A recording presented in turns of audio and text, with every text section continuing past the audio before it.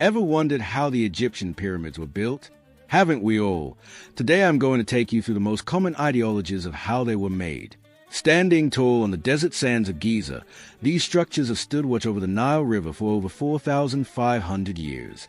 They are the last surviving wonder of the ancient world, and even today, they hold secrets that humanity is still trying to unlock. The Great Pyramid of Giza alone is made up of roughly 2.3 million stone blocks, some weighing as much as 80 tons, heavier than a modern jet airliner. And yet, they were stacked perfectly, aligned almost exactly to true north, with precision that rivals modern engineering. The biggest question people have been asking for centuries is simple. How on earth did they build them? There isn't just one answer. Over time, historians, engineers, archaeologists, and theorists have come up with wildly different ideas. Some are supported by hard evidence, others are based on ancient texts, and some, well, they go way beyond what we consider normal history to end this video. We are going to break down all the major ideologies and theories of how the pyramids were built. We'll look at the mainstream academic view, the water theory, the internal ramp hypothesis, and even the controversial ideas involving lost civilizations or otherworldly help. By the end, you'll understand exactly what we know, what we guess, and what is still a total mystery. Let's get into it. Let's start with a theory you will find in almost every history textbook. This is a view held by most Egyptologists and archaeologists today.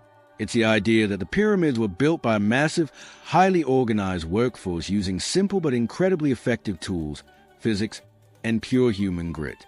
For a long time, people thought the builders were slaves, prisoners of war, or oppressed people forced to work under cruel conditions. But we now know that is almost certainly wrong. Archaeologists have found the villages where the workers lived, their tombs, and even their medical records. These were skilled laborers, farmers, and craftsmen who were paid in food, beer, and status. It was a national project that people took pride in. Estimates suggest somewhere between 20,000 and 30,000 people worked on the Great Pyramid over a period of roughly 20 to 30 years. So, how did they move the stones? The basic idea is a combination of sleds, wet sand, and ramps. Experiments have shown that if you place a heavy stone on a wooden sled and pour a small amount of water in front of it, the friction reduces drastically, making it much easier to pull. Teams of men would haul these blocks from quarries, some just down the river, others hundreds of miles away, to the construction site. Once at the site, the big problem was getting the blocks up. This is where the ramp theory comes in. The most common idea is that they built a massive earthen or brick ramp alongside the pyramid. As the pyramid grew taller, the ramp was extended and raised. There are different versions of this. Some believe it was a straight ramp, others think it was a spiral ramp that wrapped around the outside of the structure. However, this theory has critics. A straight ramp needed to reach the top would have to be over a mile long to keep the gradient gentle enough to pull stones up, and building that ramp would have been almost as big a project as building the pyramid itself. A spiral ramp solves the length issue, but makes it very hard to keep the pyramid perfectly aligned and square as you build. Still, this remains a standard model: human muscle, clever use of physics, and temporary ramps.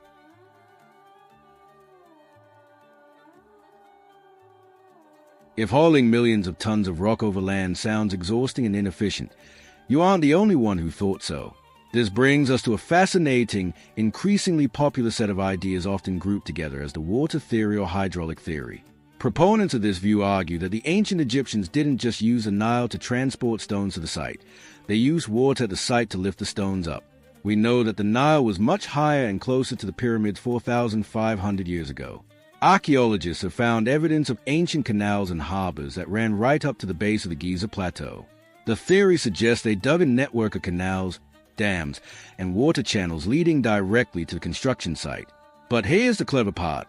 Researchers like engineer Jean-Pierre Houdin and earlier thinkers like Herodotus suggested variations where water was used as a lifting mechanism. One version proposes that they used flotation, wrapping the stones in inflated animal skins or placing them in barges, to float them along canals and into the pyramid structure. There's even a more radical version, the idea that there were internal water shafts or locks. By controlling water levels inside the structure, workers could float the heavy blocks upward level by level, much like how a boat moves through a canal lock. What makes this theory compelling is that it explains the precision and the speed. Moving heavy loads on land creates vibration and uneven pressure. Moving them on water is smooth. It also explains why the alignment is so perfect. Water creates a true horizontal level naturally.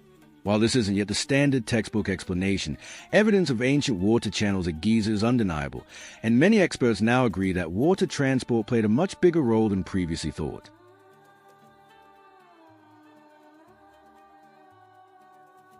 Modern engineering analysis. This is the internal ramp hypothesis, developed by architect Jean-Pierre Houdin after years of study. Houdin asked a very simple question. If they built a massive ramp on the outside, where did all the material for that ramp go? We have found millions of tons of stone from the pyramids, but we haven't found the remains of a giant ramp that should be just as big. His solution? The ramp was never on the outside. It was built inside the pyramid walls. According to this theory, the first 30 to 40% of the pyramid, the base, was built using a short, straight external ramp. This was enough to lay the heavy foundation stones. But once that was done, the workers changed strategy.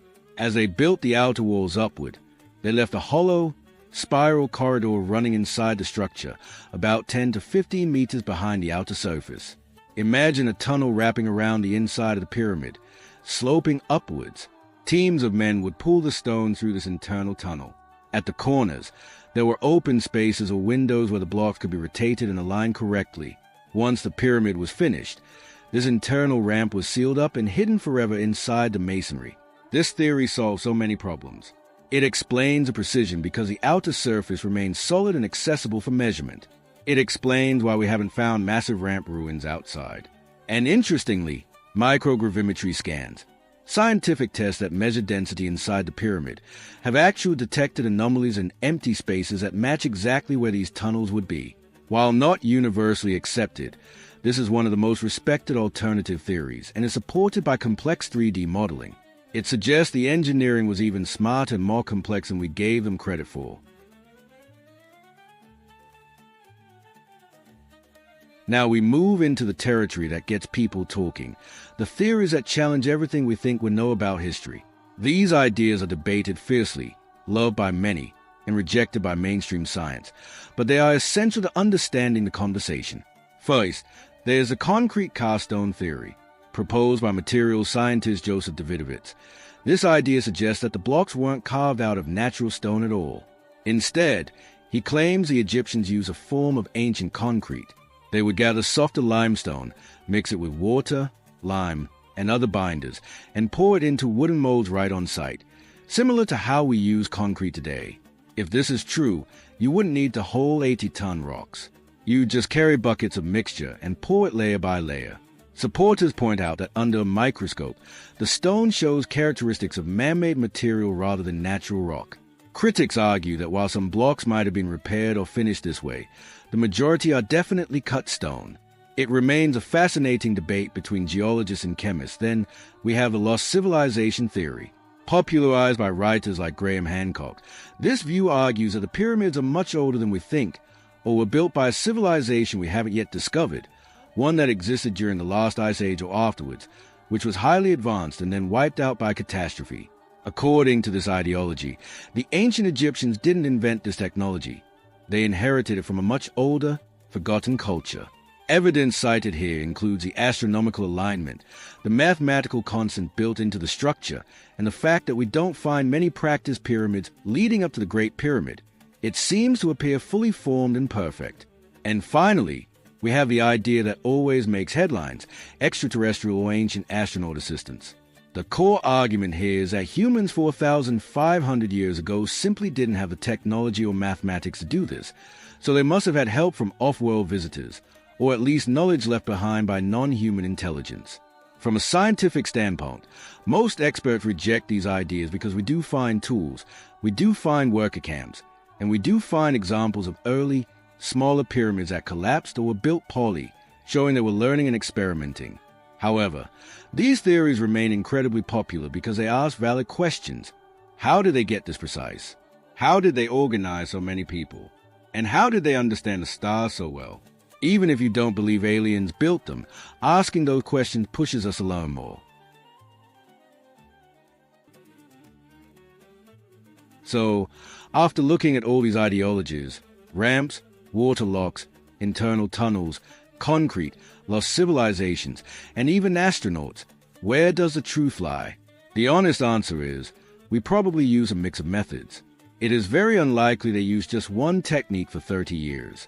They likely started with simple ramps, improved their methods over time, used the Nile and canals to float the heaviest stones close by, and possibly used internal structures to get to the higher levels. They were smart, organized, mathematical, and deeply committed to their religion and their pharaoh. They didn't need lasers or anti-gravity. They needed engineering genius, excellent management, and incredible patience. But here is the most important takeaway. The mystery is part of the magic. If we found a blueprint tomorrow that explained every single detail, the pyramids would still be amazing, but the wonder would fade a little bit. The debate between Egyptologists, engineers, and alternative thinkers is exactly what drives us to keep digging, scanning, and exploring. Whether you believe it was all done with ropes and sweat, or you think there's a secret technology we haven't rediscovered yet, one thing is certain. Whoever built these, and however they did it, left a legacy of human capability that will stand for thousands more years to come. Thanks for watching. If you enjoyed this deep dive into history and engineering, hit the like button, subscribe for more, and let me know in the comment which theory you find the most convincing, or if you have your own idea I didn't mention. See you in the next video.